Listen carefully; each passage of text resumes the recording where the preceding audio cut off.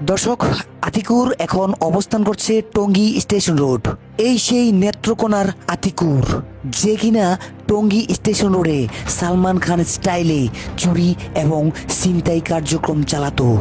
একটি গোপন তথ্যের ভিত্তি করে টঙ্গী পশ্চিম থানার একটি চৌকস টিম সালমান খানকে খুঁজতে নেমে পড়ে মাঠে।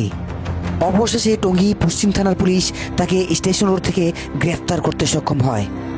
প্রথমেই ধন্যবাদ জানাই গাজীপুর মেট্রোপলিটন পুলিশকে এইরকম একজন চিহ্নিত ছিনতাইকারীকে গ্রেফতার করার জন্য, এবং সর্বোচ্চ শাস্তি দাবি জানাচ্ছে টঙ্গী এবং সারা বাংলাদেশের সাধারণ জনগণ। মানুষ সড়ক দিয়ে শান্তিতে চলাফেরা করতে চায়।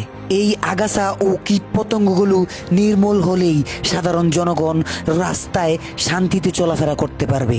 দর্শক, এই চক্রটির 3 সদস্যর বিচার প্রক্রিয়াধীন রয়েছে এবং সর্বোচ্চ শাস্তি দেওয়া হবে। আপনার আশেপাশে এই রকম ঘটনা ঘটে থাকলে আমাদেরকে জানাতে পারেন। সবাই সুস্থ থাকুন, সাবধানে থাকুন আর কথা বলুন।